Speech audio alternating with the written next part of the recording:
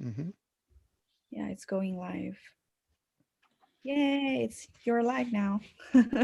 All right, I like being alive, and I'm gonna start bantering a little bit as though I was talking to an audience, starting at 7:30. And for now, I just want to tell the people that are starting to trickle in. There's 4 of you, it seems, and we will get more. I'm looking forward to this evening with everybody. I'm very happy that we had a really great speaker from Georgia Tech. Not from Georgia Tech at all, but you have been to Georgia Tech, haven't you, Taylor? You have. Taylor will be coming to us from University of Texas at Austin, which is her 3rd university.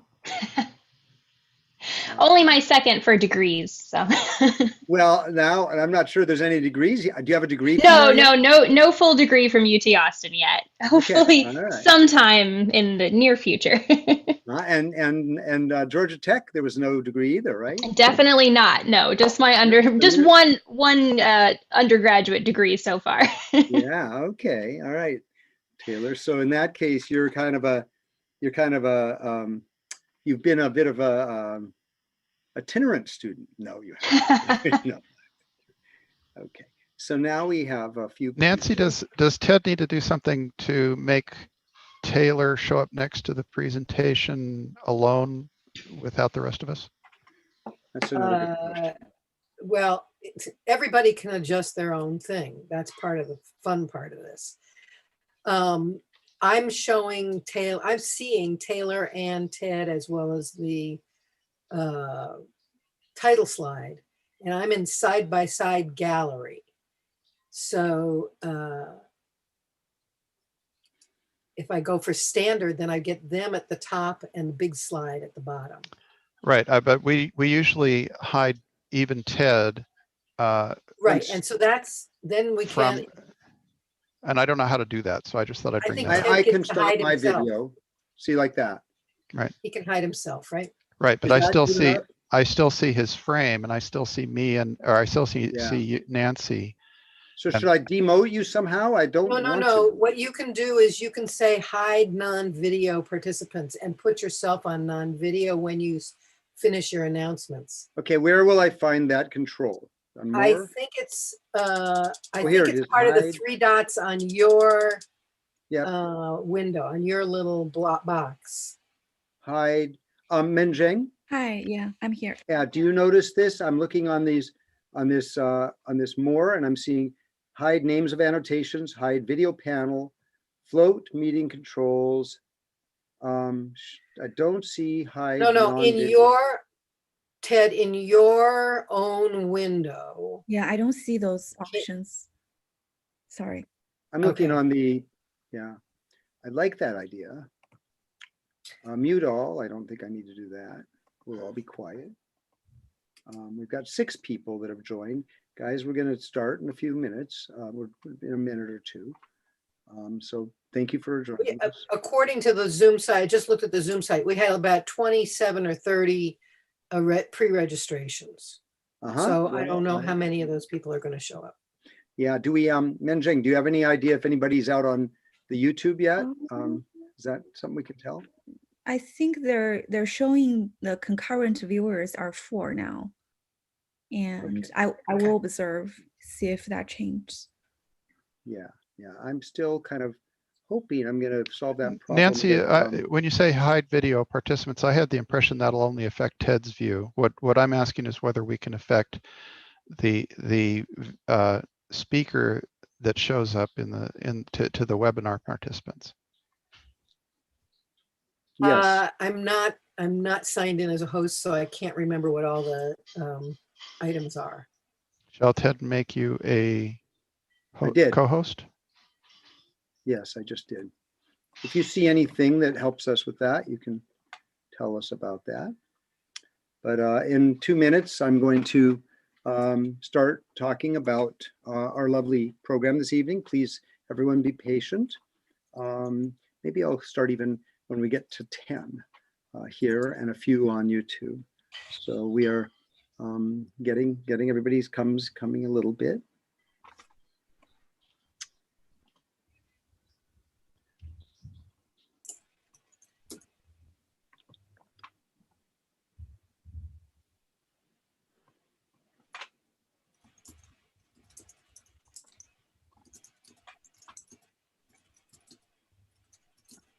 Okay, we have everything streaming and everybody's coming in.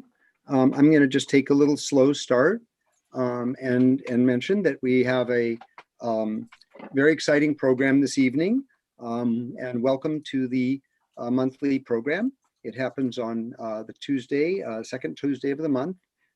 In live days, we sometimes meander around the valley, going to different places, which is a lot of fun. It's kind of like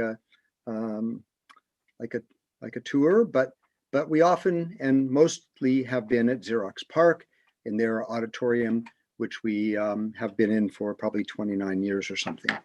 I'm going to, I think that it's this evening's talk about helping robots to learn is part of the future where I think that human-computer interaction has turned more into human-system interaction. Now, let's see if I can get to the next slide. Whoops. And so we are BayChi. We are a part of the Association for Computing Machinery, and we traditionally have been the largest group of local group thinking about BayChi. I mean about the Chi community. SIGChi, which is part of ACM, meets yearly. It's the big conference. It's the most important research conference in our field, in the human-computer interaction field. But here we meet once a month and we have speakers. We also have other activities. But so if you go to baychi.org, Steve Williams has set up a completely new, shiny web experience that uses newer tools than we had over the last 20 years in the last couple months. So I'm kind of still enjoying talking about that. And what we often like is for people to volunteer, like Steve did, like other people that are helping put on this program, Meng Jing and Nancy Frischberg. And there's a lot of things you can do. So when you go to baychi.org, you can go look at past programs. There's videos of lots of the stuff that we've done. If we had more volunteers, we'd have all of them up, but we don't right now. Birds of a Feather are an exciting opportunity. For example, right now we're just starting one about jobs. And the vice chair of the organization, Edwin Lee, is going to be chairing that. You can find out about jobs. You can put your name up there for consulting opportunities. There's a variety of things you can do on baychi.org. Again, the volunteer opportunities, and I call people that volunteer BayChi experience creators. Not everybody thinks that's the right name for them, but in any case, you can help with those things, and working on everything from getting this program to run to doing to setting up the website and in getting more members. We try to make these events accessible, and you'll see that unfortunately this is a computerized closed caption that's going on. So if it has any mistakes, we'll just blame it on big time analytics. In any case, I want to also call our attention to that we're going to have just a couple hours of get together on April 10th, kind of a happy hour time, Saturday, to kind of just be social, and it'll be on a Zoom also. So the thing that we're gonna, and then I guess I want to point out that there's also a dinner before this program. On normal times, we would be at a restaurant. It's a lot of fun, but we've been having a lot of fun getting together with a Zoom meeting. Just sometimes it's 2 people, sometimes it's 12. And talking about jobs, talking about ourselves, getting to know other people that are interested in human-computer interaction. Now, this evening, we're going to be hearing from Taylor Kessler Faulkner, She's a PhD candidate at University of Texas at Austin in the computer science department. And I know of her through her advisor, who was a student of mine, Andrea Lockhart, who is a fantastic human computer interaction researcher that is focused deeply on the social aspects of robots. Taylor, on the other hand, started off at Denison University and got a chance to meet Andrea through a summer internship program at Georgia Tech, where Andrea was teaching at the time. And they got to know each other, and Taylor came to be a PhD student at University of Texas, Austin, which I think is one of the top 4 universities in the country in computer science, by the way. And she's done lots of things in her life. She's a musician. She has lots of instruments. You can probably see them behind her. She plays bluegrass. She writes her own music. She has played out at times. Probably not going to do it until she gets her PhD finished again. And I guess I also want to say that she has a dream that maybe there'll be, a robot or something in your house that will interact with you socially and also help you in places like the kitchen, doing even complex things that will make our lives safer and also richer.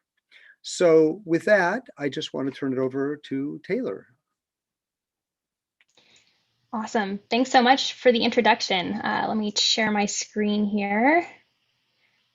Can I stop sharing your screen? Oh, I think I will stop sharing my screen. Thank you.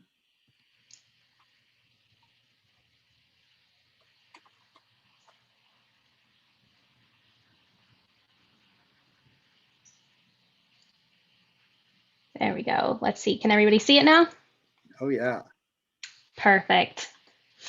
Okay. Well, thanks for that introduction. So just say it again. I'm a PhD candidate at UT Austin in the Socially Intelligent Machines Lab. And today I'm going to be talking about my work on robots learning from imperfect human teachers. So first, I just want to give some context about myself, my lab, my advisor, and the work that we're doing. The Socially Intelligent Machines Lab is run by Professor Andrea Tomaz, formerly Andrea Lockhart, now Andrea Lockhart Tomaz. She's also the CEO and co-founder of Diligent Robotics, which is a company that's developing robots that assist clinical staff. So the core goal of both the lab and the company is pretty much fundamentally the same. It's getting robots working with and around people comfortably. This goal requires robots to interact with people a lot, and often inexperienced users in both lab settings and in the wild. So we really want robots working side by side with people, working for them, completing tasks together with them, and learning new things in the process. We want our robots to blend in with their environments and the people around them, acting as natural as they possibly can to kind of put everybody at ease.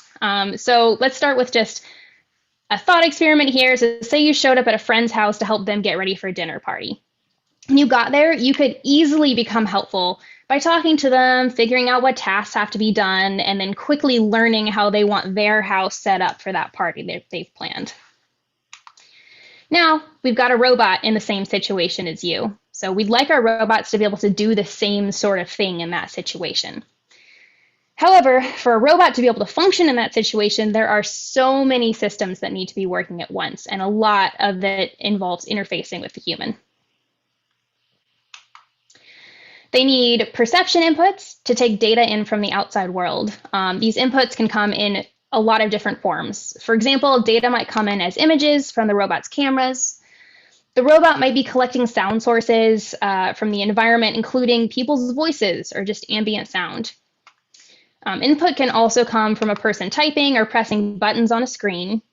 And then in a method that's a little more specific to robots rather than potentially just computers, the robot can also get information from sources like the user physically moving it through space.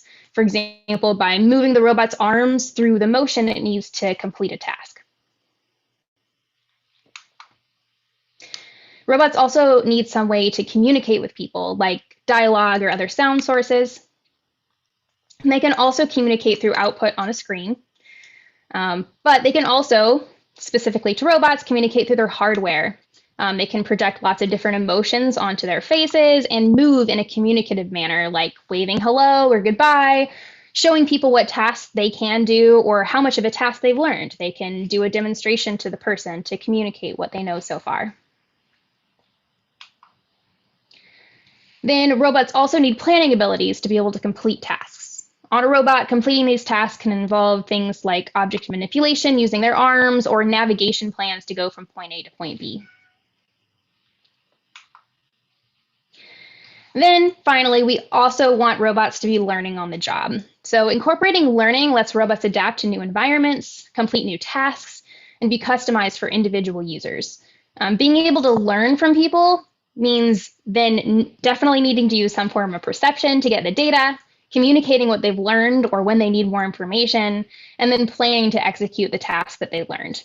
So we really need the user interface to be functional in order to have the robot successfully learn from a user.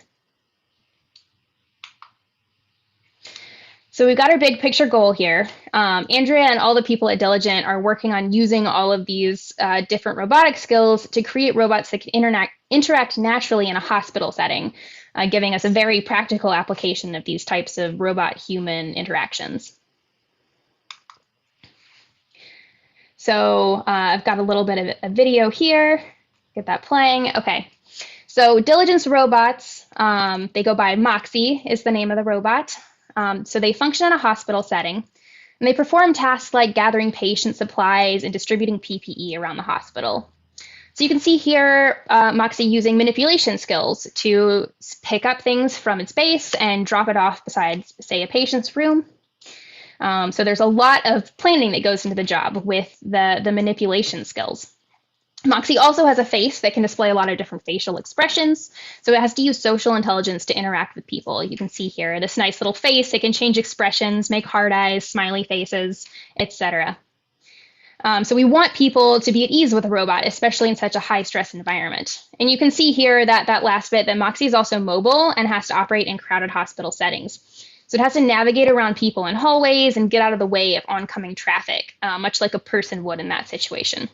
Moxie also has human-guided learning capabilities, so it can gather information to improve its functionality. So on the flip side of this coin, we have the Socially Intelligent Machines Lab, where we focus on creating new algorithms and theory for improving the robot's abilities to interface naturally with people. So we're also focused on getting robots interacting with people as smoothly as possible, and some of that interaction is going to involve learning from people. So a good deal of our work focuses on algorithms for interacting with users in a way that makes it easier for people to work with the robot and enables faster learning and good data collection for our robot learners. So I'm going to show a few videos of work from some of the other students in my lab in the past. So our robots can learn from people in a lot of different ways, including learning from demonstration. So this is a video of an example of a robot learning from a kinesthetic demonstration, which just means that the person is physically moving the robot's arm through a task motion. So here we can see a video learning getting these kinesthetic demonstrations. And we'll see another one sped up of the person demonstrating again. So the robot can take in several demonstrations and combine the knowledge together to learn from them. And then in this work, the robot can also ask questions from the person. So once it's gotten this input to get better and more robust information, the robot's going to interact with her to get more helpful instructions. So it does a few demonstrations and asks if it can do that instead of the demonstrations it learned first. We can see here an unsuccessful demonstration that would have poured things outside of the cup. And another unsuccessful demonstration, and then it was supposed to play one more, but the third one was successful. It was able to pour into the cup. Our lab's robots can also incorporate users' eye directions into the learning process. So here, let me get this playing. Here you can see another example of the robot learning from demonstration. So in this work, the robot can take kinesthetic demonstrations like we just saw, but it can also learn from visual demonstrations by the user. So here we can see someone demonstrating to the robot how to complete a task by doing it themselves, and the robot just visually watches it. You can tell that the person was wearing glasses in that video. These glasses capture eye movements and can be used to categorize what objects the person is looking at throughout the demonstration. So we can see here a video of it identifying exactly what object the person is looking at while giving a demonstration to the robot. This data is used to improve the robot's learning capabilities by augmenting the physical demonstrations that it gets. And it doesn't make things more difficult for the human or add an extra burden because they're already just using the natural eye movements that they would while demonstrating the task.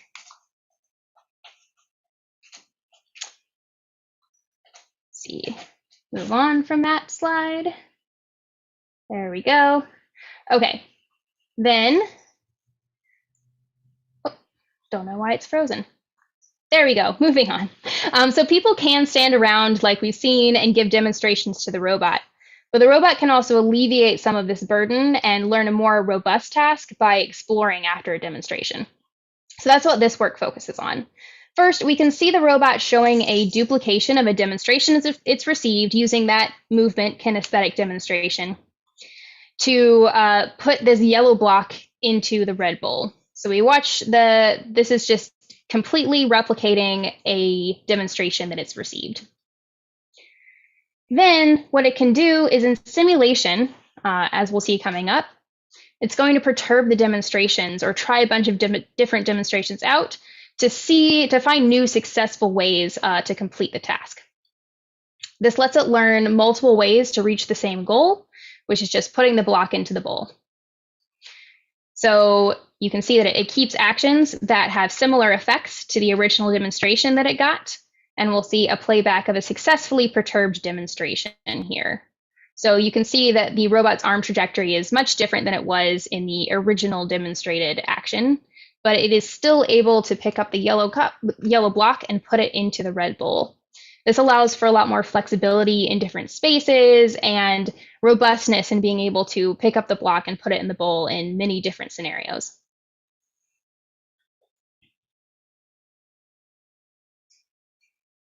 Yay. Okay. Then, oops. And then once a robot has learned the task in simulation, it can move back into the real world. This can be tricky if the simulation isn't tuned precisely to the real world. So one work that someone has done in my lab is to use exploration in the real world to tune simulation parameters. And this allows learn trajectories to transfer out of simulation. So once this video loads, there we go. So the task is to have the robot bounce a ball and make a basket. And so what this work does is it collects a very short example of how the ball bounces in the real world, uses that to tune simulation parameters, and then we get these lovely, successful baskets being made by the robot in the real world. So it can collect this data with lots of different balls and be able to make the shot in many different ways.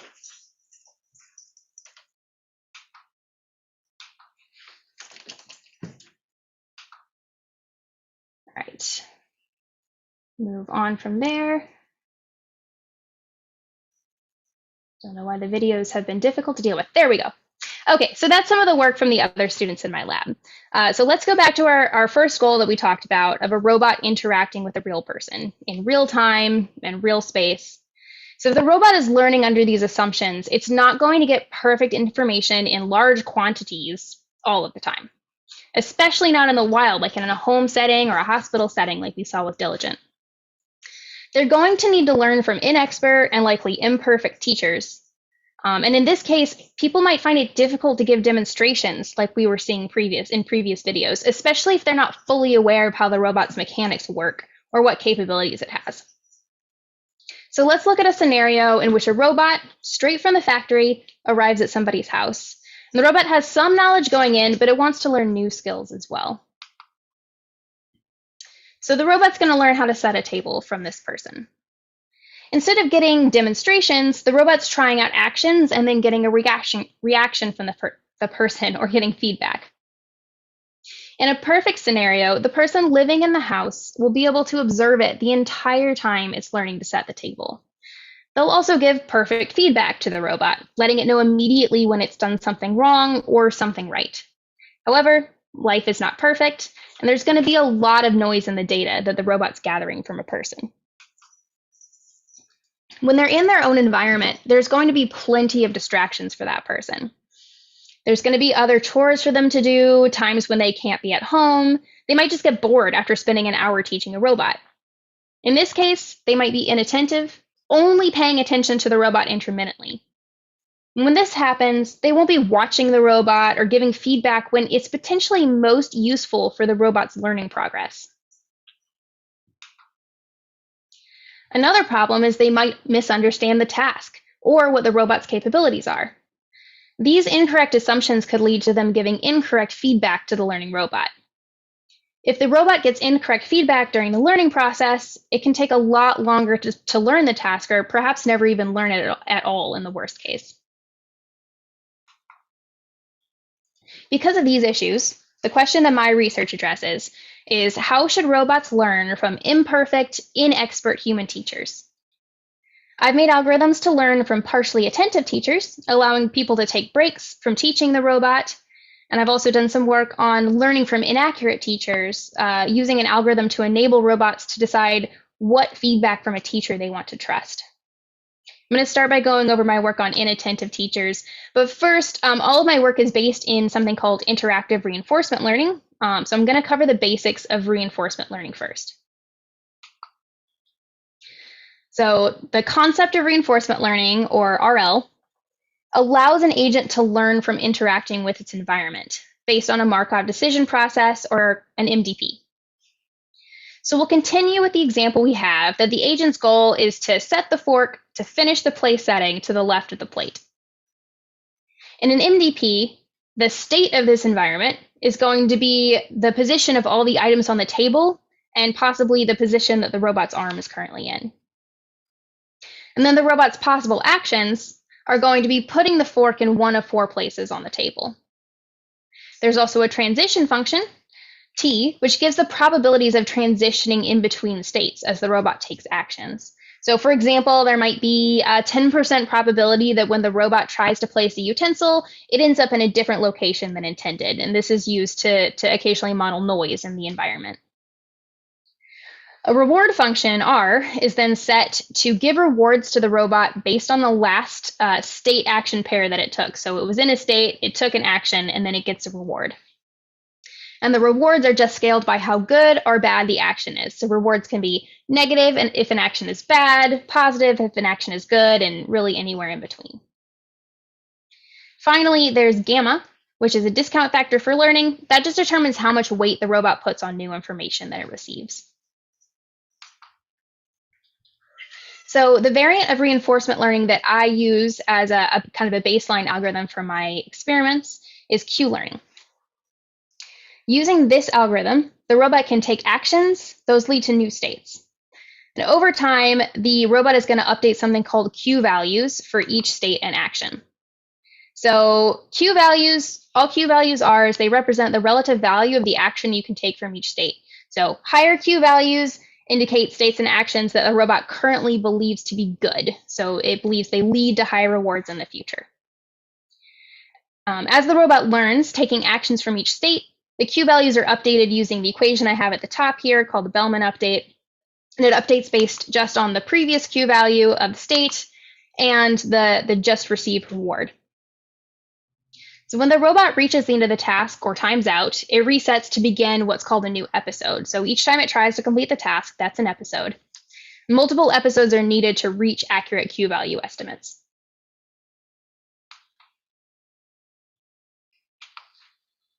So RL can be slow, and it can get temporarily stuck in local optima while it's learning. It can get out of local optima by exploring the space instead of exploiting the current highest valued action it thinks it should take. However, something called interactive reinforcement learning also is able to use a human in the loop to push the agent out of local optimal more quickly, since the teacher can be aware of the global structure of the task. So what interactive reinforcement learning does is it lets people get feedback in several different ways. One way is having a human feedback replace a reward function entirely. So that reward we had that was giving rewards after every action the robot took, that's going to just get replaced by a person. So even though there isn't a function to give rewards, the supervising human can give feedback after watching actions, and then those numbers are just interpreted as a reward for the robot. However, giving scalar valued rewards directly can potentially be unintuitive for people. It's not always obvious how to scale the numerical feedback that's given to the robot. For example, say the robot takes a good action. Does that deserve 1 plus 10 plus 100? So to address this, several works in interactive reinforcement learning scale feedback from teachers to just binary positive or negative feedback on agents' actions. My completed work is closely related to one of those prior work algorithms that uses binary feedback, policy shaping. Policy shaping allows the robot to learn both from a reward function and from a human teacher. And using policy shaping, the teacher can give binary positive or negative feedback to the actions that the robot takes. The policy of a robot is defined as the action it takes at each time step. So in policy shaping, the feedback that the user gives is going to influence or shape the policy of the robot, hence the name policy shaping. To use policy shaping with our reinforcement learning algorithm, Q-learning, we start with this function here called the Boltzmann exploration equation. It's often used in reinforcement learning, a commonly used exploration function. Based on the Q values of state action pairs, this equation controls how the robot explores while it's learning. So what it does is it just introduces some randomness into the robot's chosen actions. So the robot doesn't always think the action it currently thinks is best. This just helps the robot find potentially better actions as it's learning, getting it out of local maxima. In policy shaping, it's also calculated how likely each action should be based on feedback from the teacher, as well as from that Boltzmann exploration equation. The policy shaping formula is shown in this equation here. And what we have here is C is a trust parameter, and it's set by an expert based on how accurate the teacher's feedback is expected to be. So for example, if you get a teacher that you think is mostly accurate, maybe an expert, C can be set to a high number like 0.9. If the teacher is expected to be mostly inaccurate, then C can be set lower, under 0.5, to mistrust the teacher. This equation also counts for potential inconsistencies in the human's input using delta, shown here. Delta is just the difference between the number of positive and the number of negative feedbacks given by the teacher for each state action pair. So if the teacher changes their mind about whether an action is good or bad and changes their feedback accordingly, policy shaping can account for that change. Then, in order to explore, policy shaping combines the first two equations. So this final equation, combining both the information from the reinforcement learning algorithm and from the human's feedback, influences the robot's policy or action that it chooses in each state. So policy shaping can speed up reinforcement learning as the teacher pushes the robot in the right direction. That's great, but what does it mean if the human doesn't give any feedback? How should the robot interpret the silence? If the teacher's always paying attention, then prior work by Cederborg et al. Found that in some cases, silence should be interpreted as positive feedback. That is, the robot should accept getting silence as input as tacit approval of the current policy. But it can be wrong to interpret silence as positive feedback if the teacher is no longer paying attention to the robot. So say the robot places the fork in the wrong spot on the table, then it's going to take the lack of feedback from the teacher as positive feedback, which is incorrect. And this problem brings us to our algorithm. Teaching a physical robot new skills can take many hours. Most people are going to get tired or bored or distracted or have other jobs to do, and they're going to want to take a break from teaching the robot. Currently, for the most part, people that teach robots are expected to stay and pay attention to the robot until they've finished giving information. So to address how the robot should behave differently when teachers are or are not paying attention, we have the Attention Modified Policy Shaping Algorithm, or AMPS. What AMPS does is it enables robots to take advantage of human feedback while teachers are present. Using our algorithm, robots explore more while teachers are watching so that they can gather as much information as possible from the teachers. Then the robots explore less, taking previously approved actions when possible when they don't have a user's attention. This lets the robot stay in better known areas of the state space without supervision, taking predictable actions when possible. One thing to note that our algorithms are not focused on the detection of attention, so we do assume that the robot is being told when the person is not there and paying attention.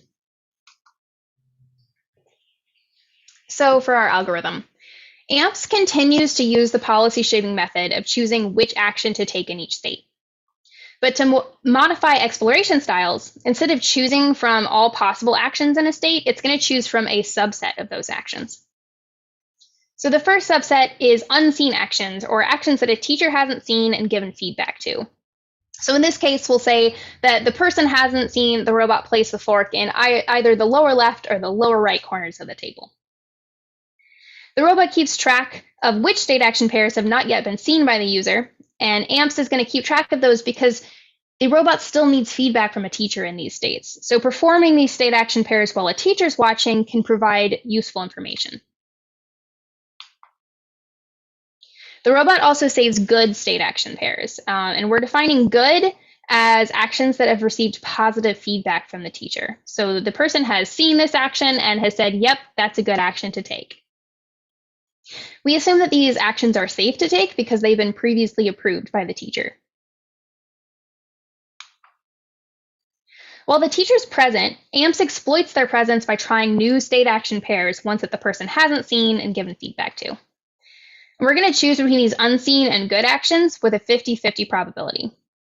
Taking unseen actions, if one's available, allows the robot to get feedback on new areas of the state space. But we also want to take some good actions because this will lead the robot to potentially better areas of the state space, as the final goal is to find a path of teacher-approved actions to the goal state. Without attention from a teacher, the robot takes previously approved actions whenever one's available. This keeps the robot from exploring new and unknown areas of the state space when possible in order to act more predictably and conservatively when no teachers are watching. Much like leaving a child alone, we'd like the robot to take unsurprising, mostly safe actions when it's unobserved, rather than trying new things and exploring when it has the option to take an already known action. So the task we use is pushing a cup on a table to a goal location. If you can see here in the video, the cup starts on that yellow mark in the top right side of the table. The goal is the center front of the table. The robot can choose when to stop moving the cup and start the task over or restart the episode, which is when I appear in the frame because the robot has asked me to reset the cup to the start location. In a human study, we told the robot when users were present and when they were gone. So here we can see the robot exploring less without attention, following a good path that it's already learned. It's already gotten good feedback from the user. And then we can see it exploring more when it has attention. So when the user is there and can give input on this screen here, we see there's just a good and a bad button on the screen in red and green. And now the robot can explore more and the person is there to intervene if catastrophe strikes. We also ran some experiments in simulation with a simulated teacher. So with this simulated teacher giving intermittent feedback, we find that AMPS is able to learn more quickly than policy shaping. So on this graph here, the shaded areas indicate the presence of attention from this simulated teacher. We can see that the rewards gathered by AMPS spike during inattentive periods because it's trying to stick to these good actions, and those good actions are likely to lead to high rewards. Performance does drop during attention during those shaded areas because it's trying to stick to good actions. Because it's trying new things. But we can see that it does learn quite a bit during those periods, given the large spike after the shaded period ends. So positives of this algorithm are that AMPS was able to learn quickly, gathering more rewards over time than policy shaping, and it was able to take advantage of the feedback that it received from teachers while they were present. So in our original scenario, now using the AMPS algorithm, our robot's going to arrive at a person's house.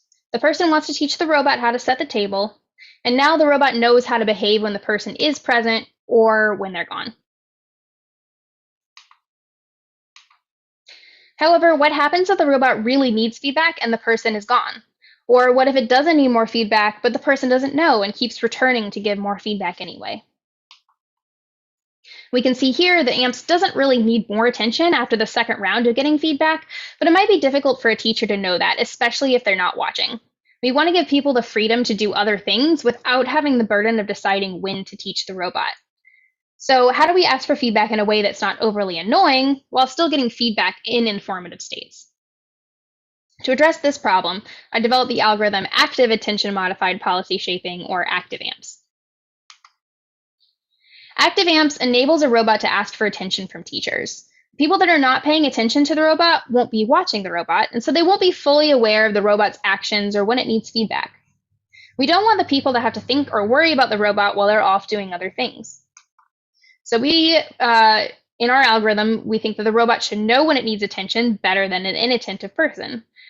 So it should alert the person when it's in a state that needs more feedback, and the person can get this alert and know that the robot needs more information. To allow the teachers to actually take breaks, the robot waits for a predetermined amount of time in between checking whether or not it needs feedback. For example, the robot might act for 10 minutes without human attention before checking to see if it does need information from the user. If it doesn't need attention, then it'll keep taking actions until it does at a later point. And when the person's gone, it just learns using AMPS. So ActiveAMPS allows the robot to only ask for attention in states that need it. When the robot is in a state and no actions have been marked as good by a teacher previously, it's going to alert the teacher and pause until they come to give feedback. However, the robot will never ask for feedback when any action in a state has been marked as good, even if it has given the teacher enough of a break already. So we use the presence of good actions to decide when the robot needs feedback. As in AMPS, the robot always chooses to take those good actions in a state if the teacher isn't present. We tested ActiveAMPS against Q-learning, policy shaping, and something we're calling AMPS interval and simulation. So what AMPS interval does is it's AMPS, but it receives feedback every 3 actions. And then ActiveAMPS can only ask for feedback at most every 3 actions, but less if no feedback was needed. Policy shaping also received feedback every 3 actions, and then Q-learning gets no feedback, only learning from the environmental reward function. We found that ActiveAMPS outperformed all 3 algorithms in simulation. We can also see that over time, ActiveAMPS stops asking for feedback, whereas AMPS continues to receive feedback at the same rate over time. So here, the purple in the graph on the right is AMPS interval, getting feedback every 3 actions. And then the green is ActiveAMPS, which stops asking for feedback after about 80 actions. In a human study, we tested the robot sorting cups on a table. This participant gave feedback for the first action and takes a break during the second action. When not paying attention to the robot, participants were hand copying written words, doing a secondary task. And we picked this secondary task because it enabled us to really judge how much work the participants could get done while they weren't paying attention to the robot by being able to count the number of words on the page. We had 12 participants testing 3 algorithms. During the AMPS algorithm, participants had complete control over when they copied words and when they watched the robot. During an algorithm we titled AMPS interval, the robot verbally asked for feedback once every 3 actions, and ActiveAMPS asked for feedback at most once every 3 actions. So then we measured the amount of feedback given to the robot for each algorithm and the amount of words that the participants were able to copy in their secondary task. We found statistically significant results showing that people gave less feedback to ActiveAMPS than both AMPS interval and AMPS didn't learn faster than the other algorithms. The amount of words that participants were able to copy was significantly higher for ActiveAMPS than the other algorithms. So ActiveAMPS was able to learn faster than baseline methods, used less feedback, and allowed people to get more work done than previously. So to summarize, these AMPS and ActiveAMPS together. Now when the teacher gets bored or distracted, the teacher can leave, take a break, the robot can continue learning on its own, and then it can alert the teacher who can come back to give advice. These advancements are good for both the teacher, who can now take breaks without thinking about the robot, and good for the robot, who can make sure that the feedback it's getting is useful. So that covers our inattentive teachers, but we still have the problem that robots can be getting incorrect feedback from people. Robots often expect the feedback they get from people to be correct. However, people are fallible, and this feedback may be partially or even completely incorrect. In extreme scenarios, people might even be acting as an adversary, purposefully giving incorrect information to the robot. So ideally, robots would be able to take advantage of both bad and good feedback from people. Since the amount of total feedback is often limited, being able to learn from bad feedback as well as good will waste less of that feedback that we're getting from people. For example, the robot being able to see and label a bad input lets the robot learn what not to do. However, the robot often has no prior knowledge about the quality of the feedback that it's going to get, whether it's good or bad. They might be getting all correct feedback, all incorrect, or some combination of the two, as is most likely. This can cause issues with learning, since accepting incorrect feedback will, at the very least, slow down the robot's learning progress. My algorithm, revision estimation from partially incorrect resources, or REPAIR, acts as a filter between feedback and a robot learning using an interactive RL algorithm. REPAIR estimates states and actions that are likely to receive incorrect feedback and then filters the feedback based on this estimation. Quickly detail my framework for imperfect feedback MDPs, or IFMDPs. This framework is inspired by Everett et al., who developed a framework for corrupt reward MDPs, for which the reward signal itself is unreliable. So for my framework, the reward signal is reliable, but imperfect environmental feedback is added. Much like a normal MDP, we have states, actions, transitions, rewards, and lowercase gamma to determine the how much the robot accepts new feedback. And then we have F sub t star and F sub t, which are the correct and actual feedback functions for some teacher t. A corruption function, uppercase gamma, is defined as the transformation between F sub t star and F sub t. So basically, in other words, this function gamma transforms incorrect feedback to correct feedback.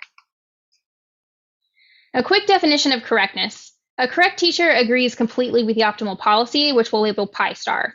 Correct feedback is defined as all of the rankings of possible actions, matching the rankings of possible actions after learning the task using reinforcement learning.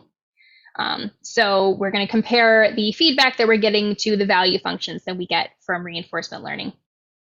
Learning from correct feedback will result in finding the optimal policy.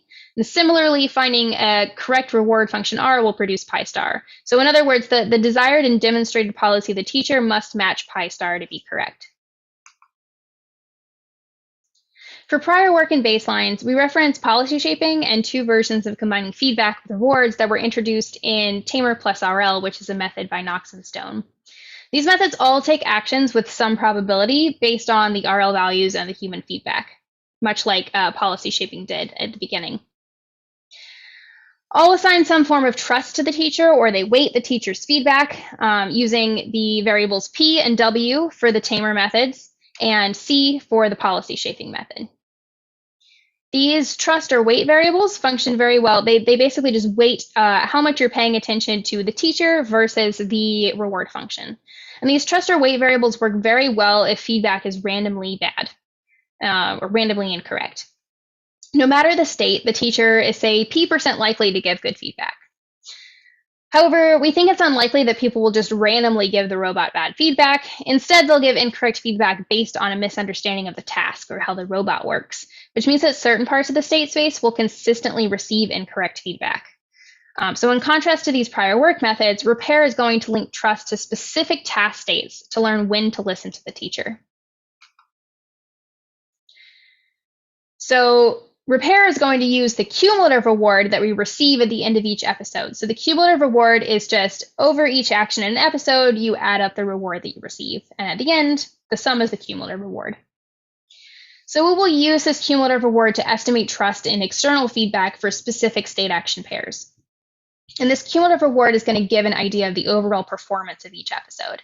To give a quick idea of the algorithm, I'm going to step through a couple of example episodes in just a simple grid world navigation task. Repair records the entire trajectory, the whole episode from start state to goal state, then saves the highest cumulative reward observed for each state action pair to estimate whether it's good or bad. So say the red states indicate danger zones that the robot should stay away from. And here we have our first trajectory where the agent gets rewards of all -1 until the end when it gets -10 because it's gone to a danger zone, and then the trajectory ends. And this gives us a total reward of -14. Then we're going to save that sum, -14, as R sub 0, as the maximum total reward seen for each of these state action pairs that the robot has taken. Now, say the robot tries another path and gets all -1 rewards, and then the trajectory ends here. This is going to give us a total reward, a total cumulative reward of -5. Now, the first 3 actions have been seen in both trajectories. R1, however, -5, is a higher observed total reward for those first 3 actions because they have received that reward R0 and the reward R1. So we save R1 as the maximum total reward seen for each of those state action pairs. This decision is based on the idea that taking bad actions leads to low total rewards, and taking good actions leads to high total rewards. So the highest cumulative reward seen in any trajectory with action A is likely to represent the correctness of that action. So then we assign a trust to the feedback. Trust can mean a lot of different things in robotics. In this algorithm, we're defining trust as how much the robot believes a user's feedback to be true. If the robot has high trust in a piece of feedback, that means it has no reason to think that the input is incorrect. So this trust calculation is based on the relative goodness of total rewards based on the cumulative reward collection that I showed you in the previous slides. So higher saved rewards are going to give a higher trust value on positive feedback, and lower saved rewards are going to give a higher trust value for negative feedback. So basically, to simplify all of this, the robot's going to trust when it gets positive feedback from a user on actions that the robot thinks are good. And it's going to trust negative feedback on actions that the robot thinks are bad. Repair uses this trust to determine whether to keep, invert, or discard feedback. We just have Tmin and Tmax here, which are just threshold parameters that are set by the experimenter. And if the trust is less than or equal to Tmin, Repair is going to pass through the opposite feedback. It's going to invert it. If the trust is greater than or equal to Tmax, Repair is going to let the feedback pass through. Otherwise, we discard the feedback. So this method lets us use both correct and incorrect feedback to learn. If the trust parameter is uncertain, we filter the feedback out. But if our trust is high, we keep the feedback, just pass it along to the robot. If our trust is very low, we flip the feedback. In this case, the feedback is binary, so we're simply interpreting -1s as positive ones and positive ones as negative ones. And this lets the robot learn from incorrect feedback. In our experiments, we compare Repair against the 3 baselines I mentioned before, and we refer to them as policy shaping, Tamer P, and Tamer W. Since Repair is not a learning algorithm in itself, but it's a filter for feedback, we test each algorithm both with and without the Repair filter. The task in simulation is that the agent has 16 identical objects and must learn to place exactly 4 objects in bin 1 and 2 objects in bin 2. These objects can be placed and removed one at a time, and the agent can choose to end the task at any time. We test multiple levels of feedback quality in simulation. So Oracle feedback quality, the simulated teacher being the Oracle here, is varied by picking some percentage of states, 0 to 100 in increments of 20%, to receive incorrect feedback and choosing these states at random. So here, we have an example of some of these states, and we pick some percentage, say 40%. And no matter what action the robot takes in these states, it will always receive correct feedback from a simulated teacher. Then in the rest of the states, it always receives incorrect feedback. This is going to simulate for us a person that misunderstands in a certain subset of states, either how the robot functions or what the task parameters are.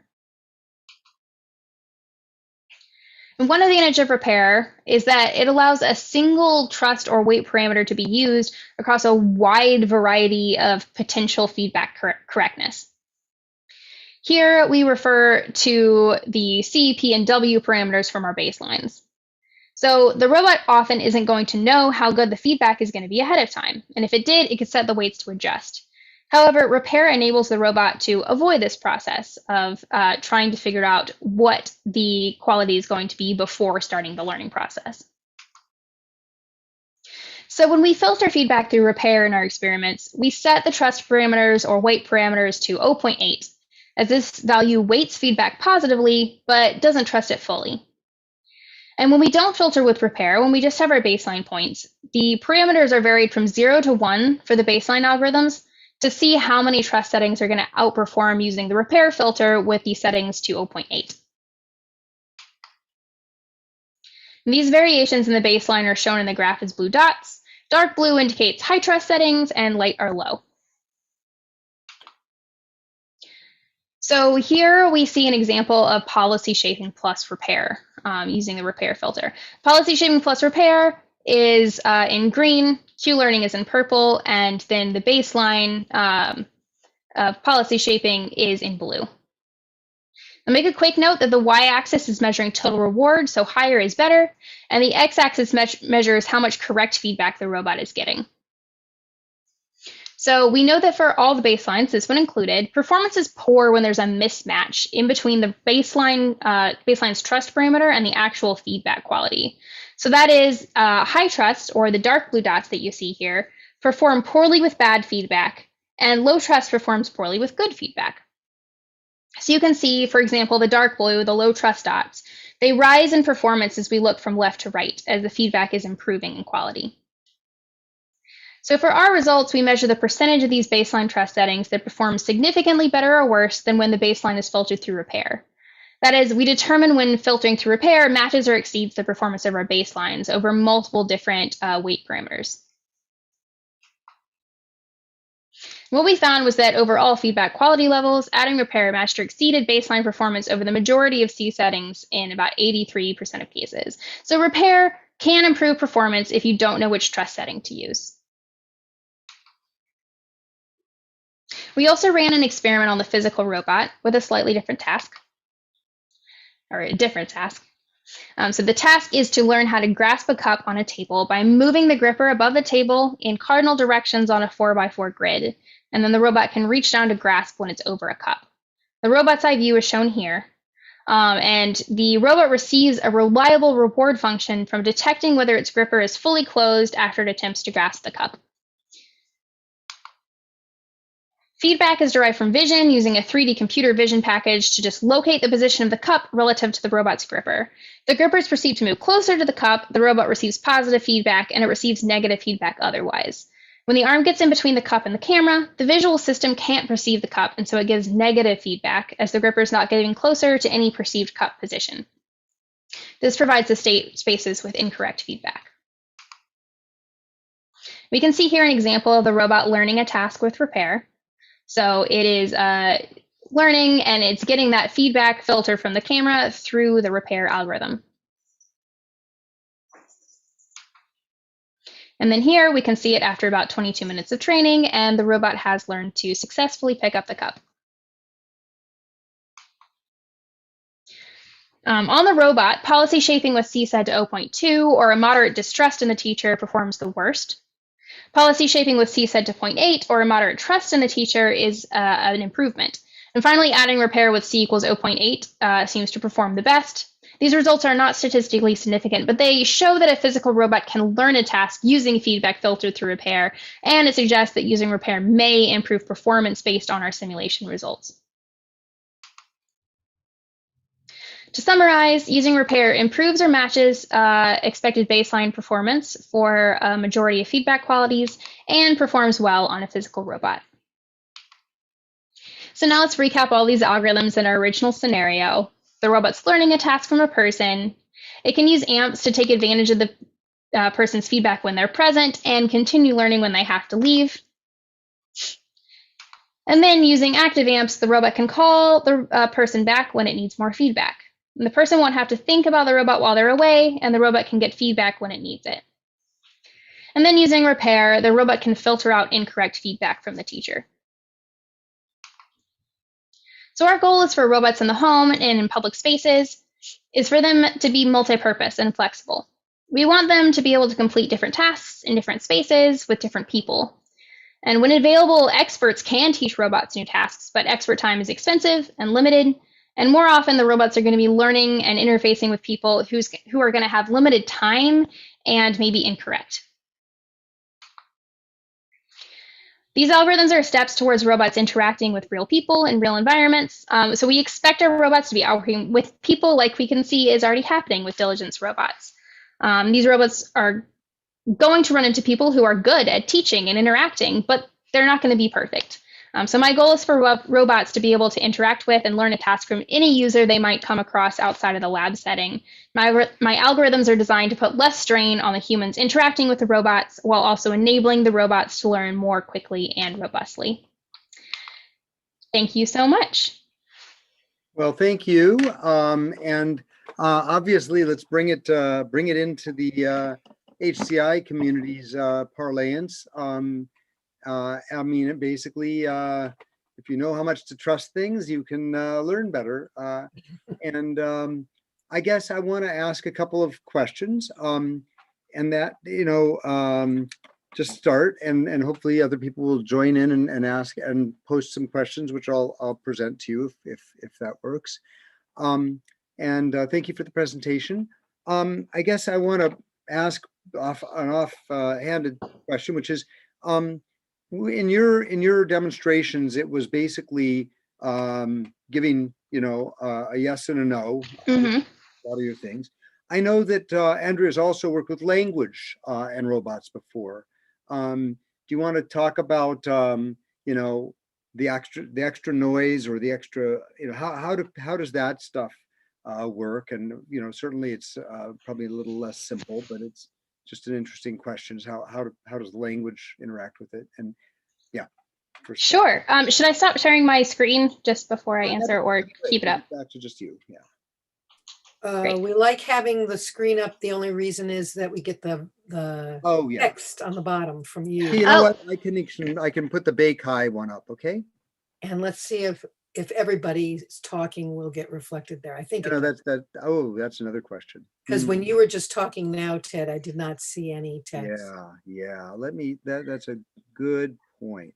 Okay. Now I am talking, and let's see how this goes.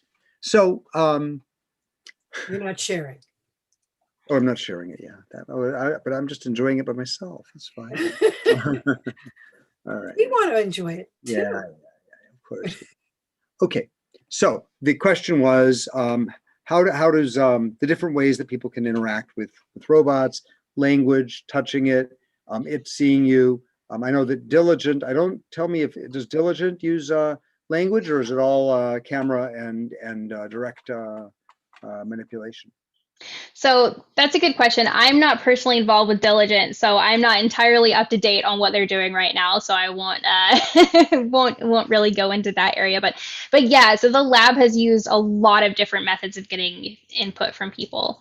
So obviously my work is mostly using yeses and nos. I've mostly worked with input on a screen where you can just click good or bad.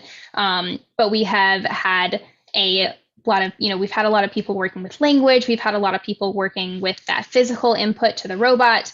And it's all very interesting. So where we can get a lot of, I think, noise is when we have something where the robot's not experiencing itself or getting it in those sort of binary ones and zeros.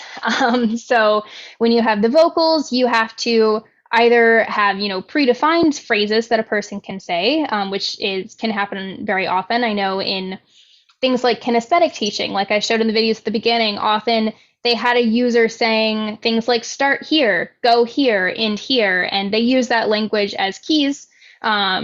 And those were, phrases that they told people to say. But then there's also obviously where you can take in just raw natural language data and use an algorithm to figure out exactly how to tie that language to what a robot's saying, and that can be a lot noisier. So they all come with their different challenges, and I think what's most interesting is really finding what's going to feel most interactive and most natural for a person. Sure. So I think ideally, we're getting vocal input, we're getting visual input from a person, maybe some guidance on the arm, and I think that would be an awesome interaction method. Sure. And what I saw, and maybe I shouldn't have taken us off to language right off the bat, and I thought I really appreciated that answer, however, is in your work, what I really see is the center is talking about we're living in a noisy world. We can't trust that people are always going to be paying attention. I really thought that was a very important topic, and I guess has that been a topic that a lot of people have talked about, is how to deal with noisy data, or is that pretty much you guys are at the forefront of that, and there aren't a lot of other people that we should be looking at if we want to learn about that kind of thing? So there are definitely a lot of people learning from noisy data in particular. I've got a lot of prior work, especially listed in the third work I had up on my slide. I can share it again if I need to, but there's a lot of prior work on people getting incorrect feedback, getting incorrect demonstrations, but a lot of those are using different methods than we're using. Sure. And Could then you put that up again, because I can't yes. actually see the chat when I have this up, and I want to see it, just know if there's questions. So yes, I can. You can put up that one about people learning from in this noisy world. So this, I'll just share. So instead of going to find back all of the citations from before, if people are interested, that third citation, it says submitted for review, but it was actually accepted in 2020. So that paper has a lot of citations on people learning from noisy feedback. So there's people learning from noisy feedback. There's people learning from incorrect demonstrations. Some of the work on incorrect stuff assumes that the robot's sort of being told, like it's already pre-sorted into incorrect or correct feedback. And so the robot can learn from like incorrect demonstrations, but it knows that they're incorrect going into the learning process. And then there is some work on learning from noisy feedback as well that's very interesting, but done in a much different method than ours is. Mm-hmm. Well, that's really great. I mean, this idea that, working in the real world, of course, is always about a sloppy world. I am not getting a lot of questions from people, but I think that doesn't necessarily mean that they haven't been enjoying it. We've had over 20 people through a lot of your talk. And I know that people will be watching it later on. What if anything, does anybody else have please, I'm interested in somebody sending a chat question, I guess, okay. How about, I don't know feedback from human teacher. How about adding, I don't know feedback from human? Sure. Yeah. No, that's definitely something that is good to work on. Now, I will say, so for policy shaping, you can have silence. And so it's how you interpret that silence. Interpreting it as an I don't know could be interesting. In that case, I think, though, probably if the person's just saying I don't know, then you don't want to use it to influence your policy. You want to just interpret it as the person not giving feedback. But I could see an interesting scenario where you have input from a user and they say, I don't know, but I think. And so using that sort of information could be really interesting. Yeah, and it kind of adds this element of helping you understand how to set your trust level in your reinforcement learning thing there. Now, I guess I want to ask you a little broader question, which is, for the HCI community, there's always this, we're used to working with GUIs and voice response systems and things like that. And I guess I want to, you to kind of give us a little pitch, if you will, for why should we broaden our horizons and be living in the machine learning world, and how accessible is that world to somebody who wants to learn to start getting involved with it? Because, you know, we all know it's all the rage, and every boot camp in the world is about machine learning now. Of course. Yeah, I mean, I'm definitely a big proponent of machine learning. So I think that the best thing about it is the adaptability. You can take information, you can get input from a person in one situation and then learn to be able to apply it in an entirely new situation. So you can do that across programs, you can do that across different situations. So being able to have that versatility is really great, rather than having to, you know, hand code something for one environment and then hand code something for a new environment. And then especially when, you know, I'm personally working with robots here. So when you do have those robots and you have them being able to interact with people in a physical way, you're really going to want to have those machine learning things so you can do things like learn how a person would like something to be done. So if you are in a person's home and you're physically interacting with it, you don't want to be doing things that make them uncomfortable, or, you know, setting their table away they don't want it set, or putting their dishes away in the wrong spot. So you want to have that adaptability, that learning components. Yeah. I do think it's pretty accessible. Like you said, pretty much every, you know, online boot camp out there is machine learning right now.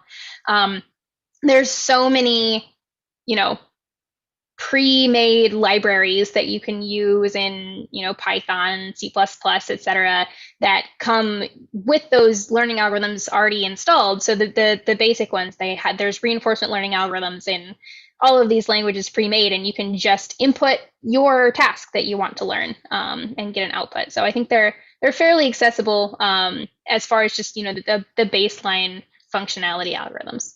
Sure. Now, Smith has asked how much. I'm sorry. How much do teachers need to know about the robot and how it learns in order to interact with it? You know, we definitely saw that people had a model of the robot and they knew what they were doing in their responses. You know, just that's probably something that's interesting to hear your thoughts on. Yeah, for sure. I think it also varies a lot based on what kind of input you're trying to get from them. So in the work that I'm doing, where you are getting just those responses to a person, to the robot's actions, what the person really needs to know is what they want to happen, what they think the goal of the task is. There can be some confusion with, there's issues with robots because sometimes their arms don't move exactly the way we expect them to, because they're not shaped like human arms. So, you know, our robot has 7 joints, so it's not going to be moving exactly like you think a human arm is going to.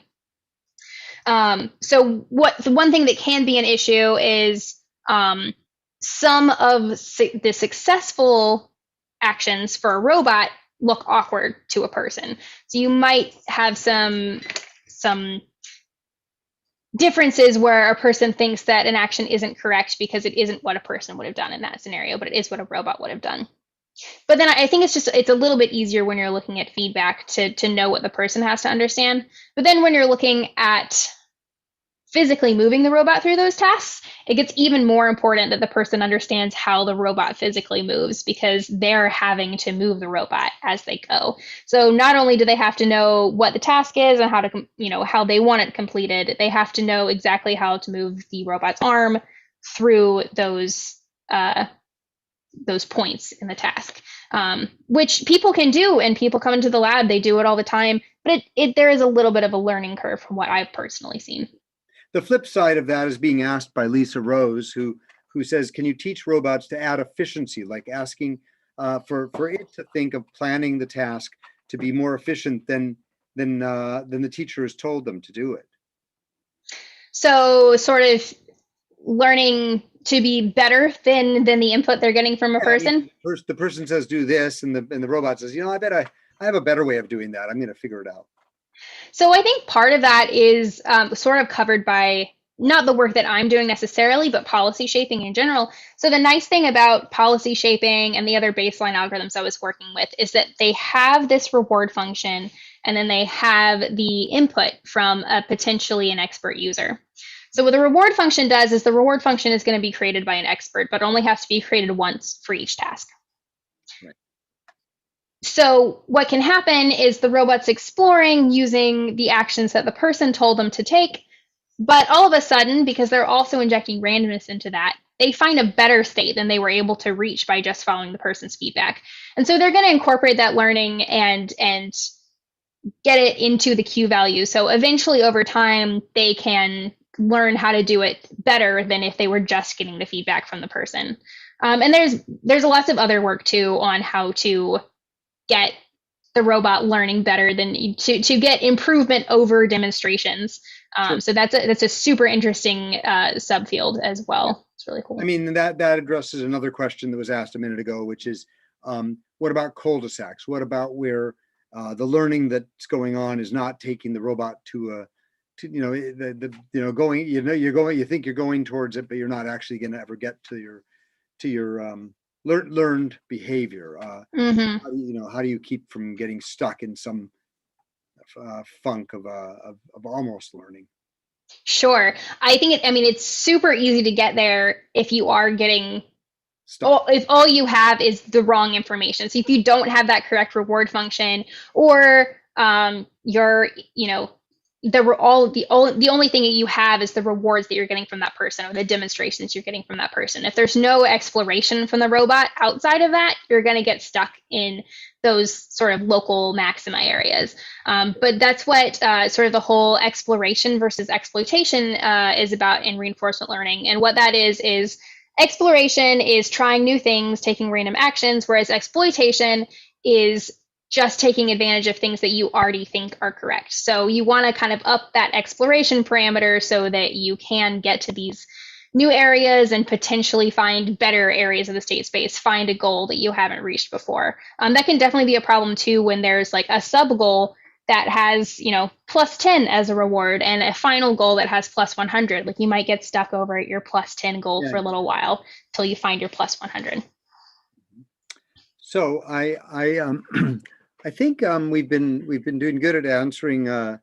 You've been doing great at answering the questions that people have, and I think that probably we can if somebody throws a last question, we can ask it. But I think this is pretty good, and we definitely appreciate you coming.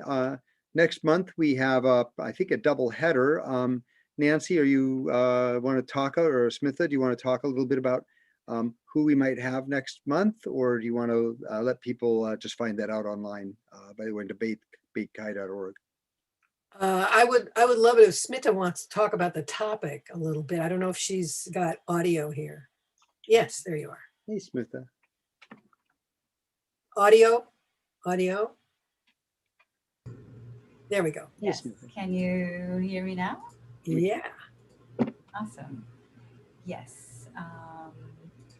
So thank you again, Taylor, for your presentation today. I think we'll be building slightly along these lines of the intersection of AI and UX, so user experience. And we have one speaker, Michelle Carney, who's going to be joining us. She's an instructor at the Stanford B-School, as well as a researcher at Google, sharing a little bit about kind of foundations, what to consider from a research perspective, and presenting through a case study. We're looking for a second speaker as well in the meantime, which we'll update shortly. So, yeah. So, AI and user interface, topic that I care about. Okay. So with that, I think that Taylor, it was a fantastic talk. Love your energy and all of the, it's obviously a lot of work there. And we look forward, I think you're going to be looking for graduation in about a year. And at that point, I think the job market will be clamoring at your door to get you a faculty position. And with that, I think that, or maybe a fabulous corporate research position. Well, yeah. Anything is possible. Taylor said that she wanted an academic position so far, but I'll keep my ears open. That's yeah, keep your options open. I will say that I will say that there's a lot to be said for working with professionals in corporate research center instead of pre-professionals in academic. I've done both. So there's there's tremendous leverage sometimes to be in corporate research laboratories as well. With that, I think that I will end our formal meeting for this month. And thank you everybody for coming. And, Thank you so much for inviting me and having me. Yeah, I don't know why it's 11 there. That kind of seems really late. All right. Good night, everybody. Thanks, Taylor. Thank you all. Bye-bye. Bye. Bye, everybody. And thanks for all the help, everyone. Okay. And I'll turn off recording.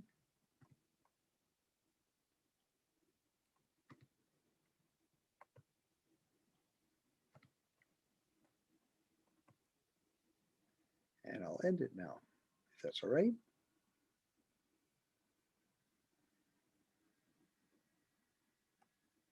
Okay, Minjeng, is it all right for me to end everything?